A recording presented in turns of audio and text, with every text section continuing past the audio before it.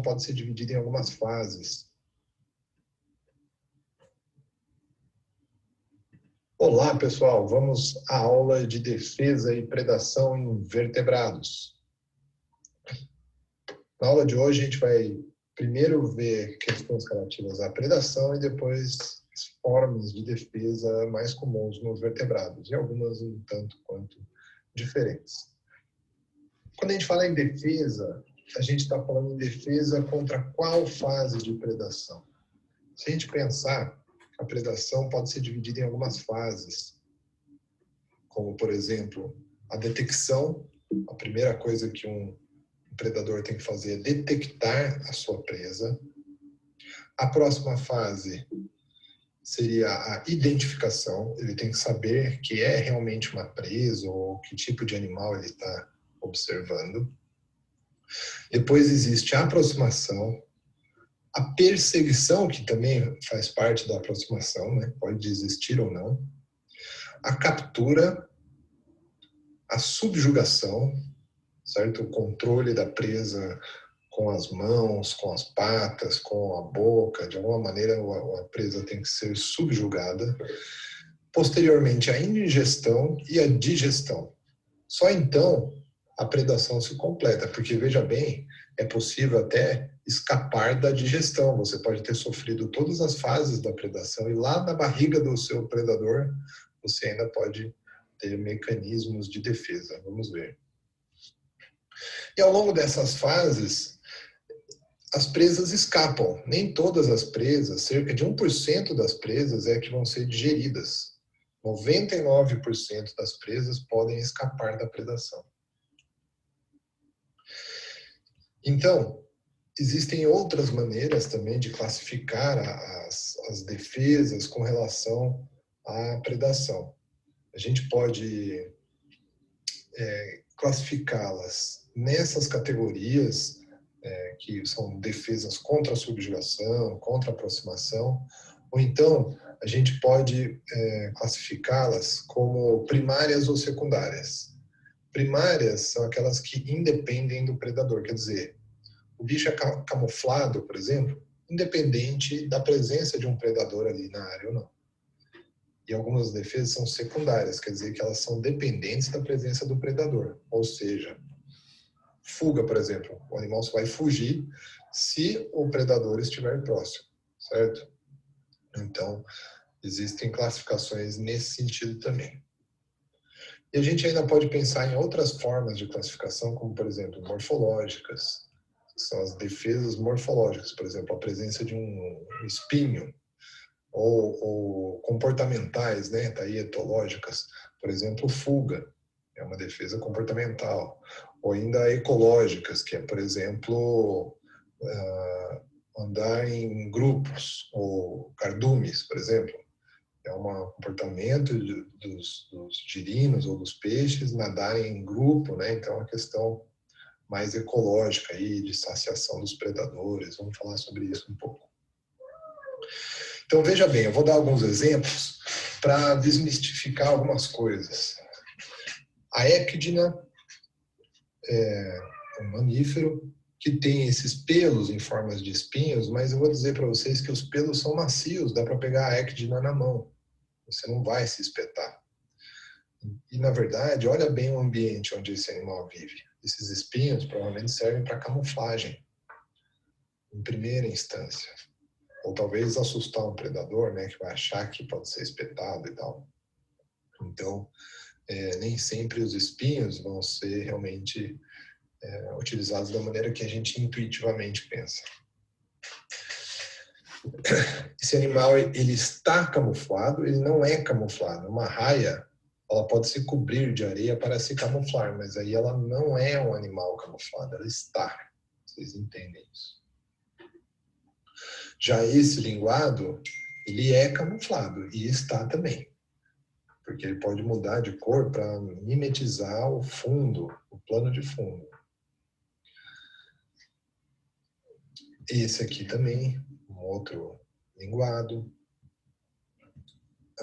Existem anfíbios, por exemplo, que eles têm a pele lisa, como como esse Pristimantes, mutabilis, tem esse epíteto específico justamente para indicar que ele pode mutar a sua forma, o seu formato. Então, na presença de um predador, de algum estresse, ele pode ficar todo crespo, aumentando a sua similaridade com um líquen, um musgo, certo? E especialmente se ele estiver numa casca de árvore, vai ficar cada vez mais difícil de enxergá-lo.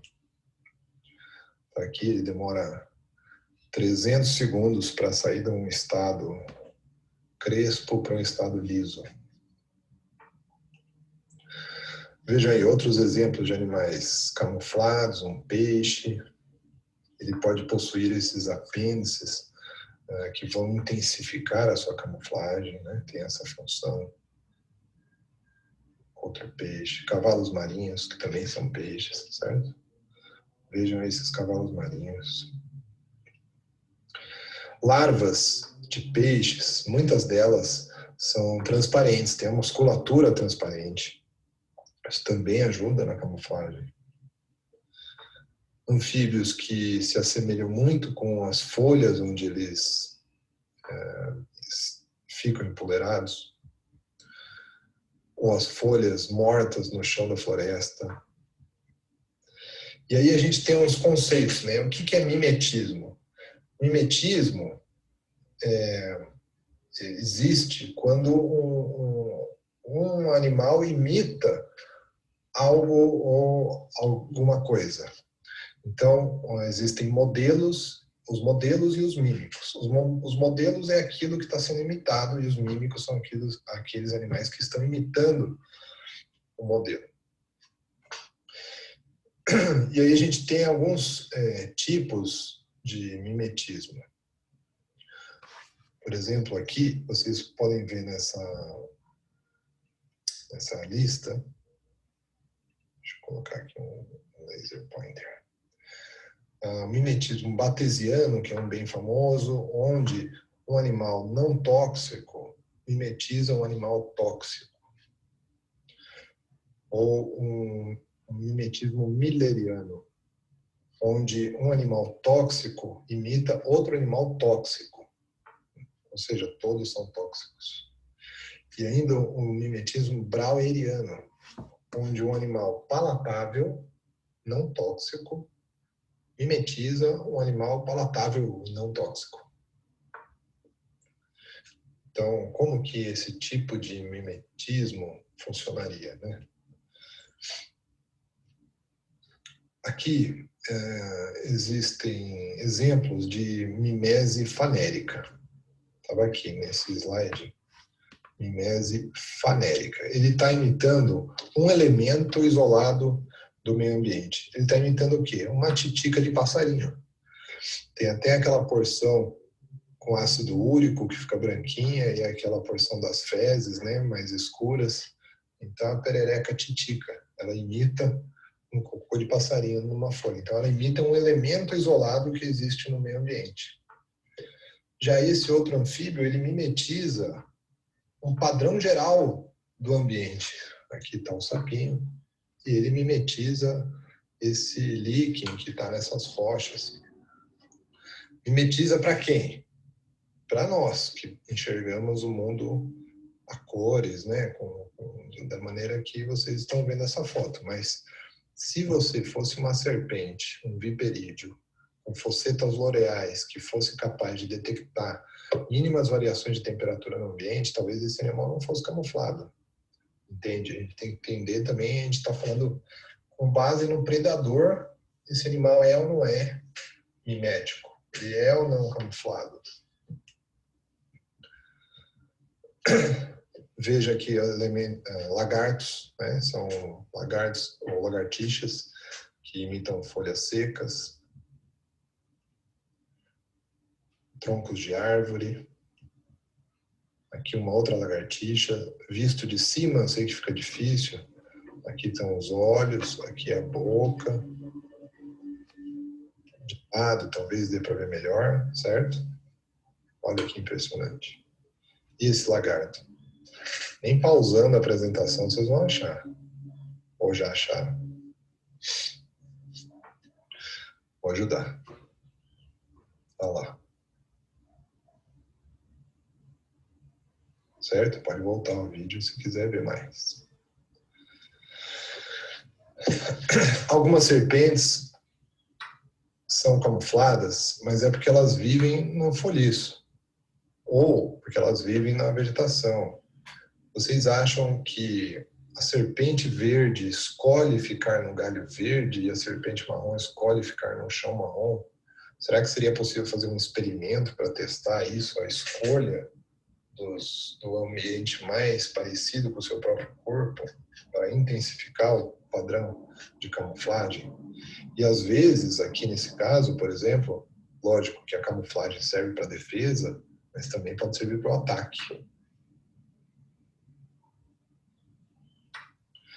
Aqui foi feito um experimento com uma espécie de sapo que escolhe o fundo verde ou marrom dependendo da cor que o indivíduo é. E aqui tem indivíduos marrons e verdes da mesma espécie. E os indivíduos verdes gostam de ficar em folhas verdes e os indivíduos marrons em folhas marrons, ou no fundo marrom. Bom, aqui um exemplo da camuflagem servindo como uma estratégia de ataque, não de defesa. Aqui também uma serpente, que os olhos dela enterrada na areia, e ela deixa a ponta da cauda, que é preta, para fora, mexendo como se fosse um verme, atraindo um lagartinho que pode ser predado rapidamente. Existe camuflagem acústica. O que é isso? Um anfíbio pode se defender do predador parando de vocalizar, ele pode se camuflar acusticamente, quer dizer, ficar em silêncio, se camuflando com o fundo sonoro, com a paisagem sonora. Porque alguns predadores, como esse morcego, localizam os anfíbios pelo som. Se eles ficarem em silêncio, não vão ser encontrados pelo predador.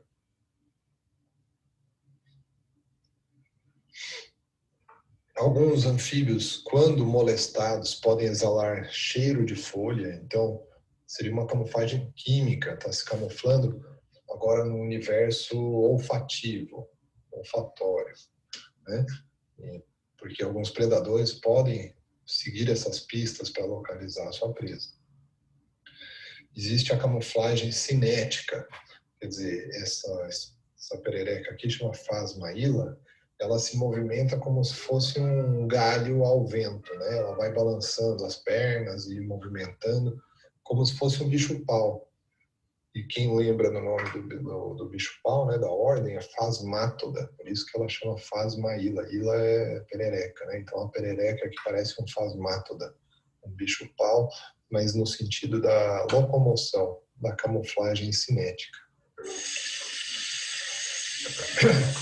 Essa corujinha aqui também está se balançando propositalmente, tentando mimetizar um galho balançando no vento. Não sei se ela conseguiu se camuflar ou se conseguiu ficar só mais fofinha. Olha só, e às vezes a gente fala que um bicho é camuflado quando na verdade ele é aposemático. Quer dizer o quê?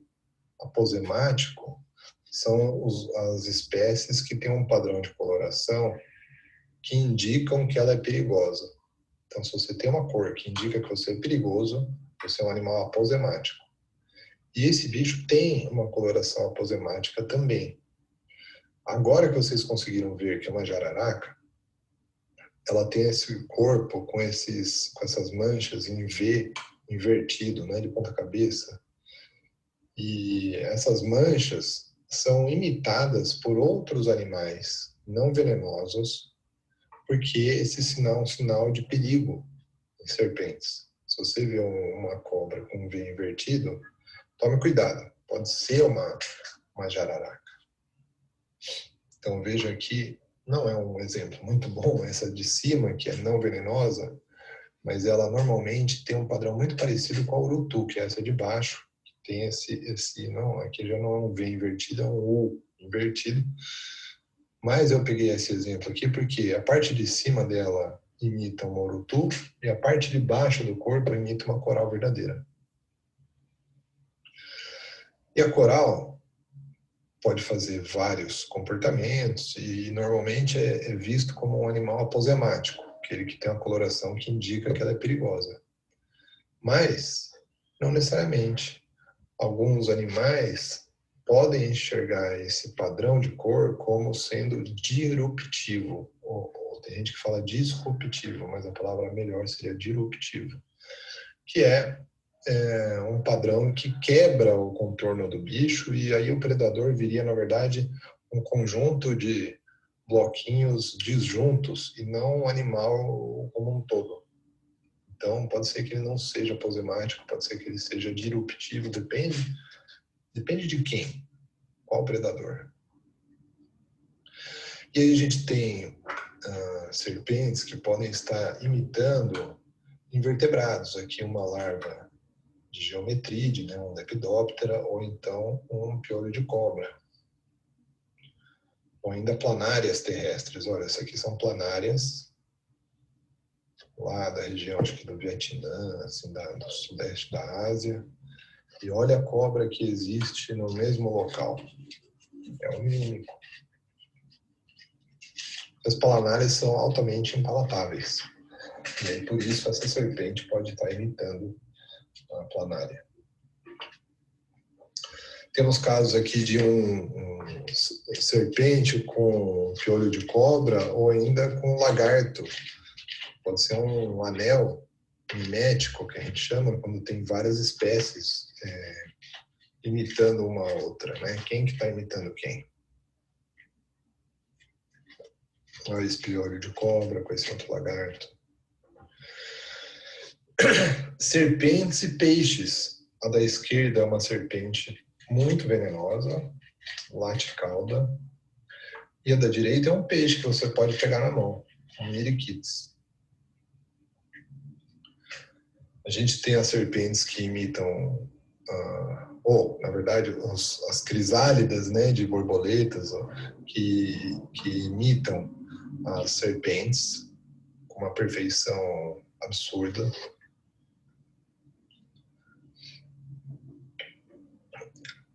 E aí segue, né? Muitos exemplos de mimetismo, por exemplo, esses filhotes de ave que podem estar mimetizando umas taturanas. Polvos. Esse polvo é fantástico porque ele imita, na verdade, ele é um mímico de vários vertebrados.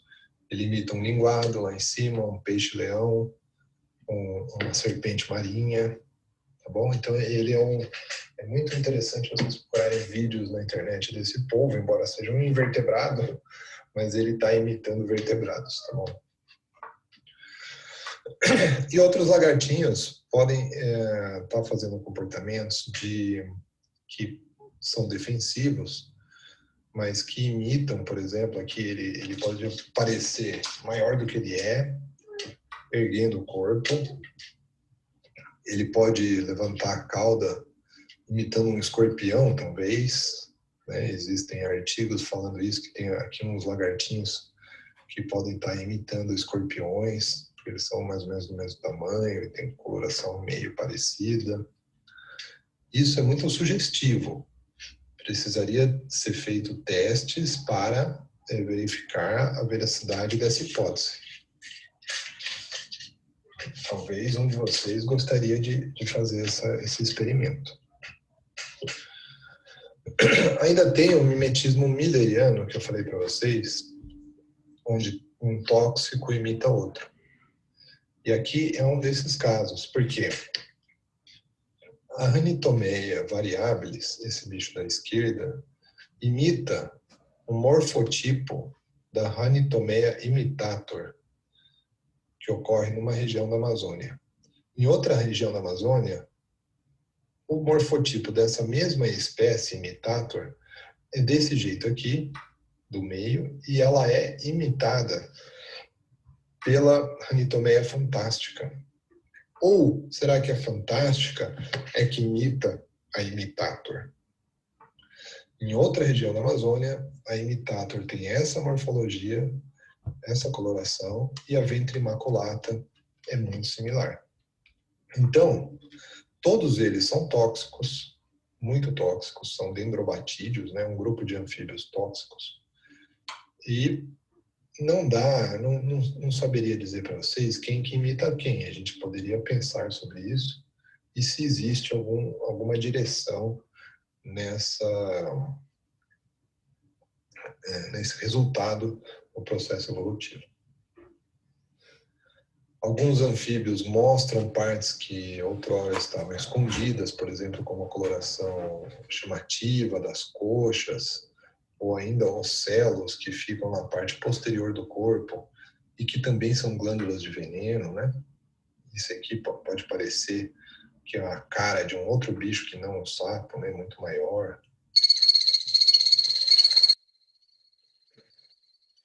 Alguns passarinhos podem fingir que as aves, alguns passarinhos podem fingir que as asas estão quebradas. E aí, quando você chega perto, ele para com esse showzinho e sai correndo ou voando. Isso aí tudo para te afastar do ninho. Né? O predador vai atrás de um animal potencialmente fragilizado e quando ele chega perto, a ave voa, escapando da predação, tanto a ave como a sua desova. Aqui alguns exemplos de aves que são muito camufladas, né? E que aparentemente estão com os olhos fechados, mas se vocês olharem bem, existe o que a gente chama de olho mágico. São essas frestas, aberturas no olho, que por onde essas aves podem estar enxergando. Então, assim como o olho mágico, aquele que tem na porta das casas. Por quê que ele tem que ficar com o olho fechado? Porque se ele tivesse com o olho aberto, seria muito fácil de ver e ele perderia toda a camuflagem que ele tem, né? Outros animais são camuflados, mas eles têm que estar no ambiente certo, né? Um grande felino como esse aqui, um zoológico, não vai ser camuflado, mas na natureza ele pode estar muito bem camuflado. Mesma coisa. Então a gente tem que pensar um pouquinho para ver onde que é o limite do bicho. E aqui? Quem achou? O leopardo das neves. Está aqui bem no meio da imagem. Vou dar um zoom aqui para vocês verem a imagem.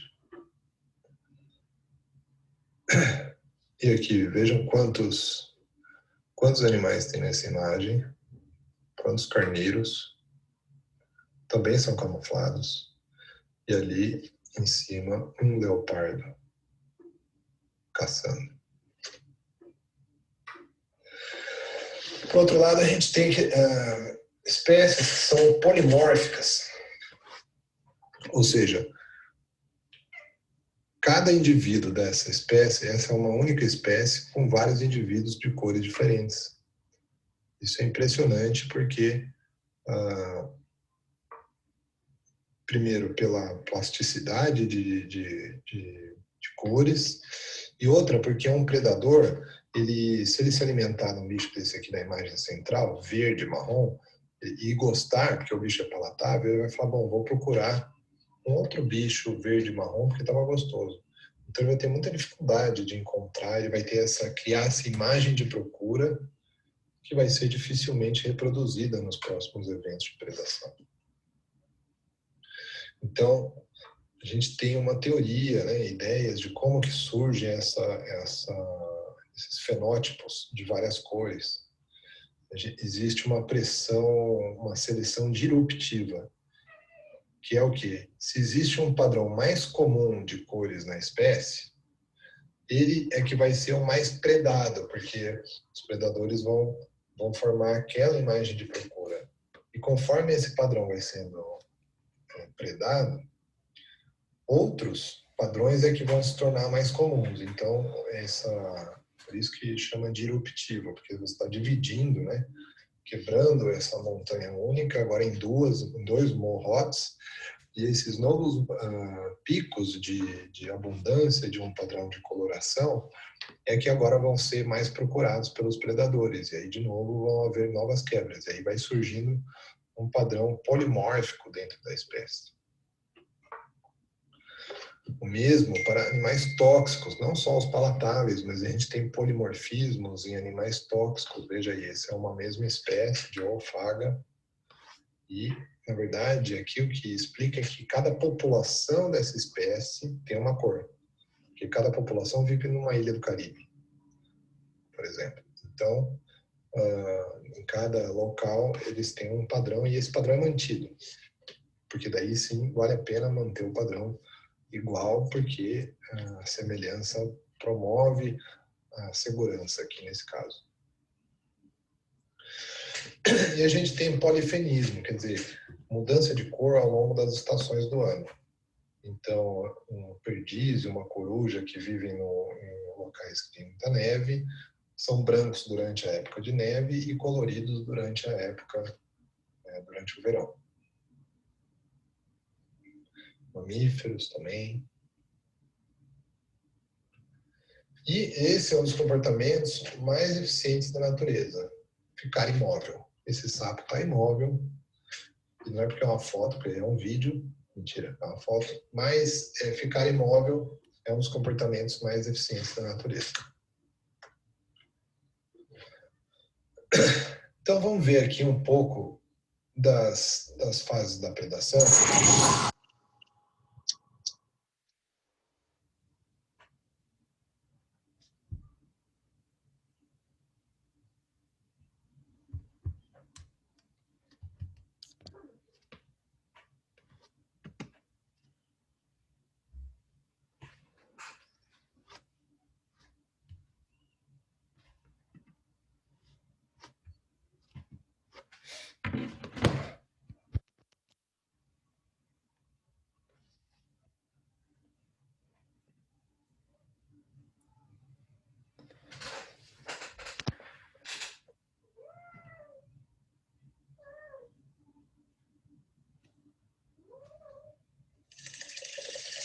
Que chega por baixo da água, ou ainda mesmo um animal terrestre que tenta caçar esse pato, ele vai se locomover muito mais rápido dessa maneira do que nadando simplesmente. Alguns anfíbios conseguem planar, eles têm membranas interdigitais tão grandes que fazem com que eles planem entre uma árvore e outra. Lagartos também, esse lagarto aqui possui essas costelas bem desenvolvidas para o voo planado. Serpentes também podem planar. Após capturados, alguns lagartos podem autotomizar suas caudas. Vocês conhecem isso com a lagartixa de casa, né? Talvez alguém já tenha tentado capturar uma e ela soltou o rabo. E aí você fica com o rabo na mão e o bicho foge. É uma estratégia defensiva. Anfisbenas, né? As cobras cegas também fazem isso.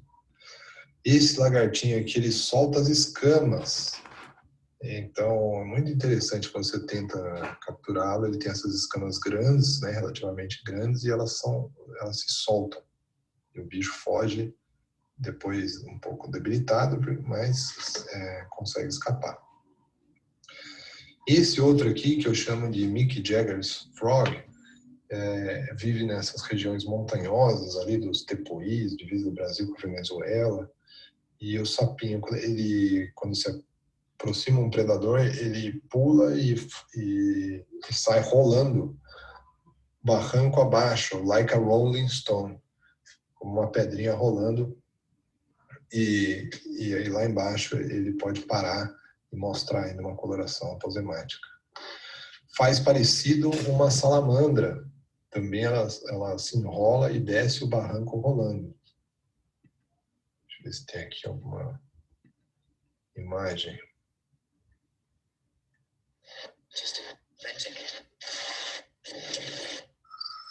Aqui é a salamandra. Ela desce o barranco rolando.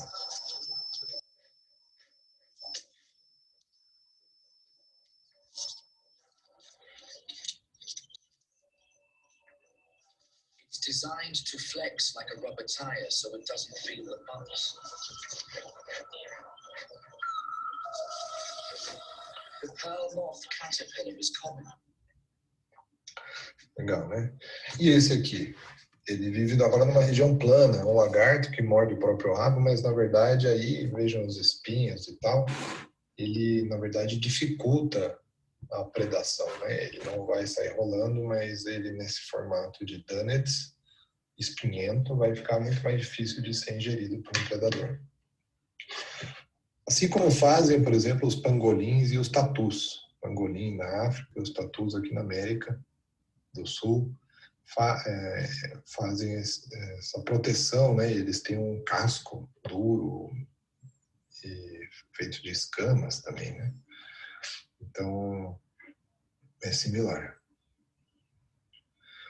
Como os jabutis e as tartarugas terrestres se protegem com seu casco super duro, e inclusive existe a box turtle, ou tartaruga caixote, será? Ou caixa, que se fecha quando um predador tenta capturá-lo, né? Esse aqui ele tem uma articulação no plastrão e ele dobra e se fecha lá dentro, fica difícil de comer essa tartaruga. E ainda a gente tem os wombats, que tem são muito bonitinhos, parece um ursinho, né? Lá na Austrália, mas ele tem uma parte aqui óssea bastante forte, robusta, a traseira dele, a cintura pélvica, e ele entra em tocas e deixa essa parte dura fechando a cavidade e o acesso ao animal. Então você não consegue capturá-lo quando ele faz esse comportamento que a gente chama de fragmose. Outro animal que faz fragmose são os anfíbios. Eles têm essa perereca de capacete, tem um crânio bastante ossificado aqui, com esse formato bem apropriado para selar o corpo quando ele entra no copo da bromelia. Então o bicho fica todo encerrado ali, muito difícil de tirar. E alguns ainda associam isso a um crânio com espinhos e glândulas de veneno na base. Então, quando o estagiário vai tentar tirar o sapinho do tubo de ensaio, ele tem o veneno injetado no seu dedo. Então, isso aí é um sapo que ele pode ser chamado até de peçonhento, porque ele é capaz de injetar o veneno no possível predador. E, por outro lado, tem as tartarugas de casco mole, como essa. Não tem um casco duro e rígido, como a que vocês conhecem. Quem for no zoológico talvez tenha a oportunidade de ver um bicho desse. E elas podem entrar em frestas de rochas e inflar o corpo lá dentro e ficar presas também, né? Só é possível isso com casco mole. Alguns anfíbios podem direcionar o corpo na direção do predador, e também não só o corpo, mas as glândulas de veneno que estão aqui, parotoides, atrás dos olhos, que se você morder vai espirrar veneno na sua boca. Então eles tentam direcionar essas glândulas para o predador. Mas alguns predadores aprendem que essas glândulas são muito ruins, desagradáveis, e comem todo o sapo, exceto a parte onde estão as glândulas. Isso aqui foi uma ompelada que se alimentou desses anfíbios numa região aqui do sul do estado de São Paulo. Outros comportamentos são como esse aqui, de abrir a boca e mostrar uma postura mais ofensiva, né? Um contra-ataque ao predador. A gente vê isso em muitos vertebrados também, né? Sapos também, inclusive. E às vezes, esse contra-ataque, além de abrir a boca, os bichos podem realmente morder na sequência. Então, o contra-ataque é uma forma de defesa também. Morder, aqui, vários dedos de pesquisadores. Alguns anfíbios têm bastante dente, então as mordidas podem doer um pouquinho, não muito. Mas alguns répteis podem, inclusive, arrancar o seu pé. Então, eu tomaria cuidado, por exemplo, com essa tartaruga mordedora. Alguns ainda podem potencializar esse gape, né, que a gente chama oral, essa abertura de boca com a coloração vistosa, como esse vermelho, e ainda associando com essas pregas de pele, né, para aumentar o tamanho da boca. Esse aqui ainda, além de tudo isso, mostra a língua para você. Esse é famoso, né? Parece um mini dinossauro. Tem essa estrutura toda, né? Que serve, inclusive, para assustar mais o seu possível predador. As corujas fazem isso também. Quem já teve a oportunidade de encontrar uma buraqueira, talvez ela tenha feito isso para você.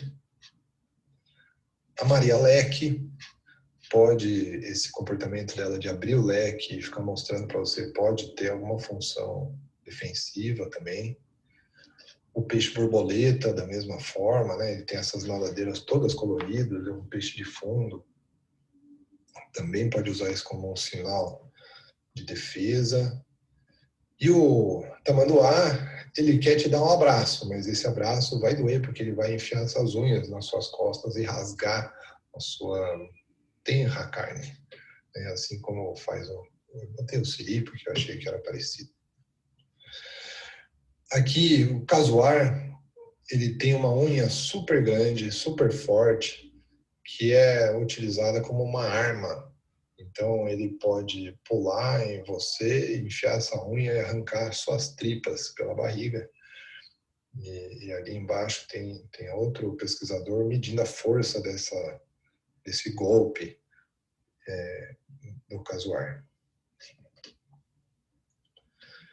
Alguns anfíbios podem se fingir de morto, e fingir de morto chama tanatose, em referência, na verdade, ao Thanatos, um ser mitológico, né, o deus da morte, responsável por levar a alma das pessoas para o céu. E aí, então, fingir de morto, né, a tanatose. A tanatose pode envolver ainda exibição de coloração aposemática, que nem nesse lado, essa foto da esquerda, que tem uma língua amarela, ou ainda esse aqui que exala um bafo de amônia, para parecer que, além de morto, ele está em putrefação. Ou seja, a encenação de morte pode ser ainda potencializada, porque muitos animais não vão comer outro animal que já esteja morto, né? Alguns animais são necrófagos, mas nem todos. Existem serpentes também que simulam a própria morte, e aí parece que ela está morta, mas na verdade isso é uma encenação. E as najas podem exibir esses ocelos no seu capelo, né? Essa região do corpo que é expansível com as costelas, então isso pode intimidar um predador que esteja olhando ela por trás. E esse tipo de ocelos a gente vai encontrar em todos os vertebrados, né? Desde peixes, como naquela raia, ou no tucunaré, na cauda do tucunaré, ou ainda em répteis, como na tartaruga ali, da foto, aves e mamíferos. E anfíbios, como o caso que eu já mostrei um parecido anteriormente. A naja ainda pode cuspir o veneno. Veja que o dente das serpentes inoculadoras tem um canudinho onde o veneno vai sair para baixo, na ponta do dente. E esse aqui, a naja tem o canudinho dela virado para fora, então ela consegue espirrar o dente para frente, ou espirrar o veneno para frente, né, até 2 metros de altura. É muito perigoso você levar uma esguichada de veneno de naja no olho. Não recomendo. Alguns anfíbios são capazes de ejetar veneno também, mas isso é raro, viu? Só acontece em uma espécie de sapo. Então, todo mundo fala, o sapo vai espirrar veneno. Só tem uma espécie, que é essa aí da foto, o Rebultatus, e um bicho da Amazônia, que nunca ninguém vê. Então, essa lenda de que sapo espirra veneno, eu não sei exatamente de onde vem, mas não é desse sapo que, inclusive, esse comportamento foi descrito há poucos anos. Aqui a gente tem um outro lagarto que vai esguichar pela cauda uma secreção grudenta, e aí os bichos podem até acabar ficando grudados, né? Os gambás esguicham secreções mal cheirosas, como vocês sabem. Várias serpentes também têm essa capacidade de esguichar uma nhaca que fica na sua roupa por uma semana e você não consegue lavar por nada. E os urubus, que se alimentam de animais mortos, aí sim são necrófagos, eles podem vomitar em você como uma estratégia de defesa. Agora pensa o vômito de quem come carne podre.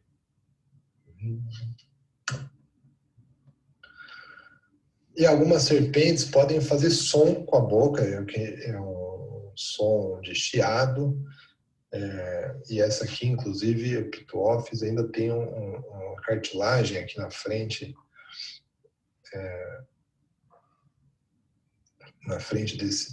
dessa abertura, para onde vai sair o ar e vai fazer o som, certo? Então, ela praticamente assobia, é um som bem alto e forte, para tentar intimidar o seu predador, né? Essa aqui é a abertura da glote.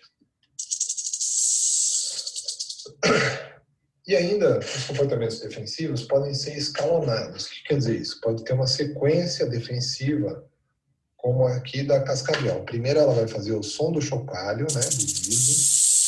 Depois ela pode assumir uma postura defensiva. Depois ela pode dar um bote falso. O que é um bote falso? É um bote que quase vai chegar na sua perna, mas não vai morder. De propósito, não é porque ela errou, não. É porque ela quis fazer isso, só para te assustar. E só depois é que ela vai dar um bote real, que é um bote onde ela vai injetar o veneno. Por quê? Porque gastar o veneno num ser humano é um desperdício, porque depois como é que ela vai fazer para comer o ratinho? Ela vai ter utilizado veneno em você e não vai ter veneno na hora do rato, do alimento. Então, existe um escalonamento das estratégias defensivas para economizar energia, por exemplo, nesse caso aqui. E isso pode ser bem complexo, como nessa sequência aqui de uma perereca marsupial da Mata Atlântica, foi feita uma análise de todos os comportamentos defensivos que ela tem, por exemplo, morder, inflar o corpo, uma descarga cloacal, fingir de morto, né, aquela tanatose. Existe toda uma sequência e esse escalonamento pode ser complexo. Alguns lagartos no México e Estados Unidos podem esguichar sangue, eles têm bolsas de sangue atrás dos olhos e esguicham sangue no seu possível predador. E veneno também é presente em lagartos, né? Que o monstro de Gila tem glândulas de veneno na mandíbula inferior. Os dragões de Komodo possuem glândulas de veneno também associadas à sua saliva. E outros animais têm veneno espalhado pela pele toda, né? Como os anfíbios dendrobatídeos da América Latina ou ainda os mantelídeos de Madagascar. Ops.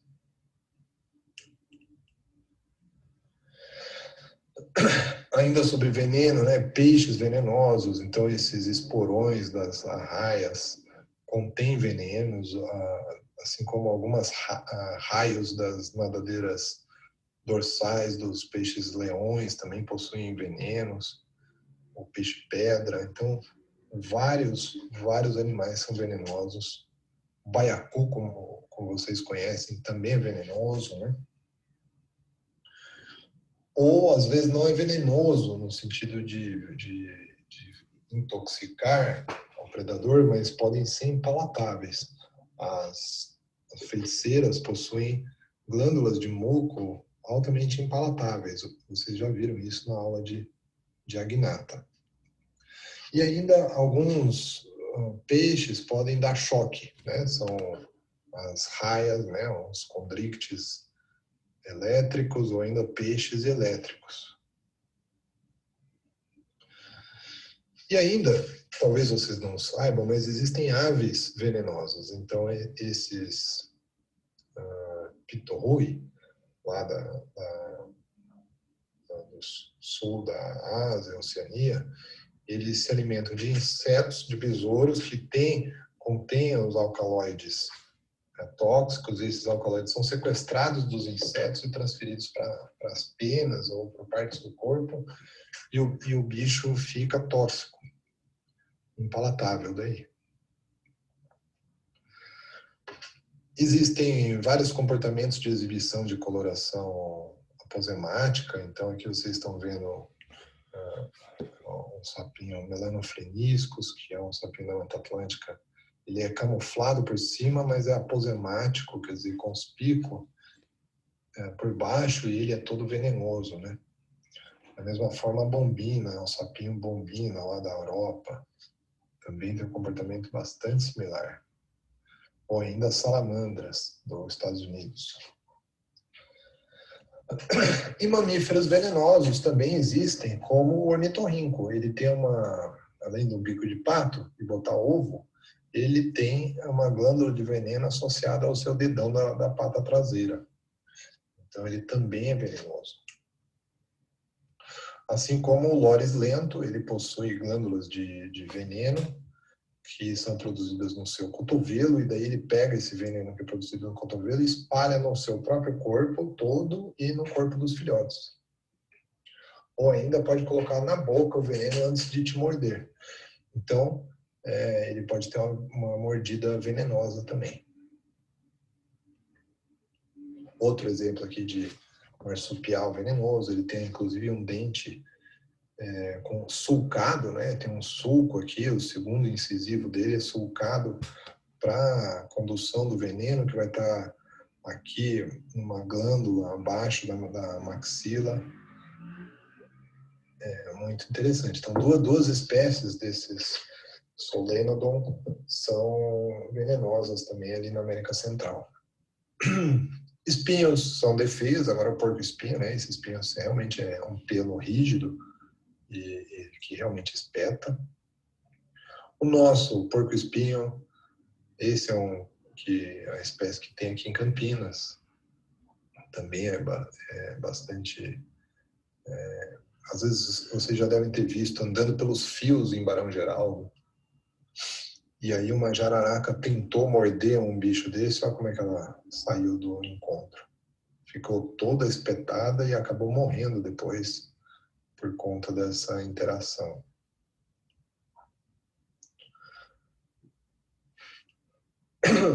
Alguns anfíbios possuem espinhos nas mãos. Então aqui vocês conseguem ver onde parece um quinto dedo, na verdade é um espinho na mão, e ele pode ser usado para furar a mão dos estagiários, de novo.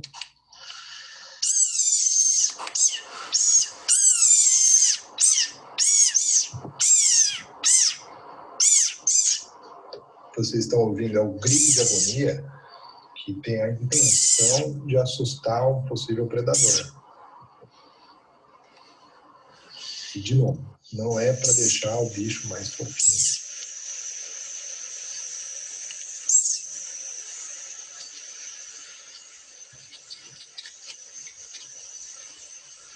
Aqui a gente vai ver uma sequência de comportamentos, né? Então o bicho já está com o corpo inflado, ele ergue o corpo na direção do seu potencial predador, né?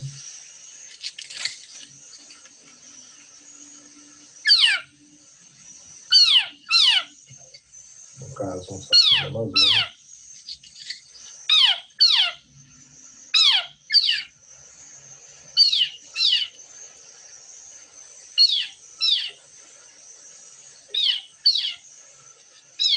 E aí o grito de agonia.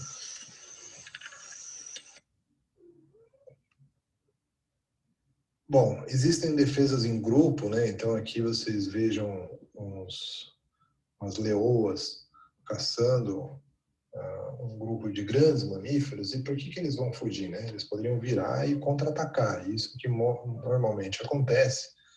E esse tipo de comportamento chama mobbing. Então as presas unidas podem se organizar contra grandes predadores. Mesmo caso de aves atacando falcões, né, águias, vocês podem ter visto isso já, até na própria Unicamp já vi esse tipo de comportamento. E ainda a defesa em grupo ocorre em cardumes de peixes ou girinos, fugindo de tubarões, zebras aglomeradas, então tem esse padrão disruptivo, de novo, você não consegue contar quantas zebras tem nessa foto rapidamente. E ainda uma coisa que a gente chama de alosematismo, que é quando existe uma associação entre organismos, o organismo alvo, né, que seria alvo da predação, e outros organismos potencialmente perigosos. Então, o guacho, essa ave que está aqui na foto, ela faz o seu ninho, aqui vocês estão vendo o ninho de guacho. Não, desculpa, são vários ninhos de guacho aqui em volta de um vespeiro. Então, a vespa pode proteger as aves de possíveis predadores, assim como, por exemplo, o peixe-palhaço, o Nemo, né, vive em meio de anêmonas venenosas também, ou impalatáveis.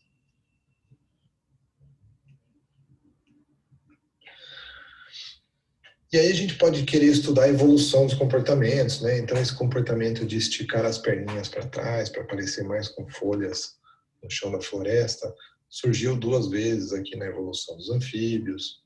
Outros comportamentos surgiram várias vezes na evolução dos anfíbios, ou foram perdidos algumas vezes. A gente pode querer estudar a evolução dos comportamentos e a coevolução, que também é possível de observar, né? Essa serpente se alimenta de desovas de anfíbios que ficam penduradas em folhas assim. E aí quando os girinos percebem que uma serpente chegou na desova, eles podem antecipar a eclosão, que eles só iam nascer amanhã, mas como foi detectada um evento de predação, os girinos podem antecipar a eclosão e nascer antes, menor, menos desenvolvido e cair na lagoa, porque seria melhor do que ser predado por essa serpente. E olha a cara dela tá indignada com os girinos nascendo antes da hora. Eu também ficaria.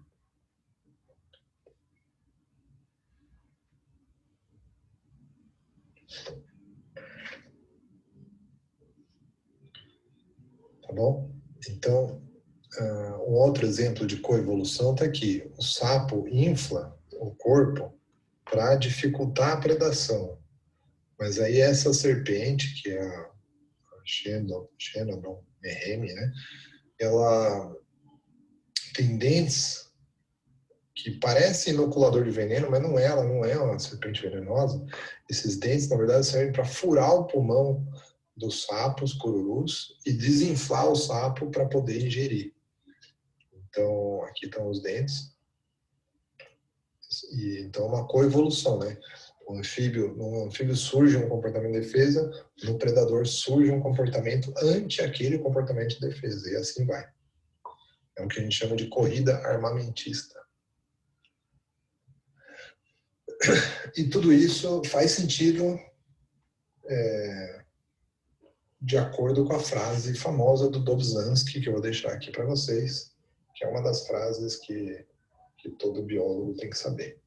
Então, eu espero que vocês tenham gostado dessa aula de hoje sobre defesa e um pouco de predação de vertebrados. É claro que é um universo muito fascinante e a gente poderia falar muito mais sobre isso. Então, se vocês tiverem dúvidas, deixem aí nos comentários ou ainda anotem para a gente conversar mais presencialmente. Bom, muito obrigado e até a próxima.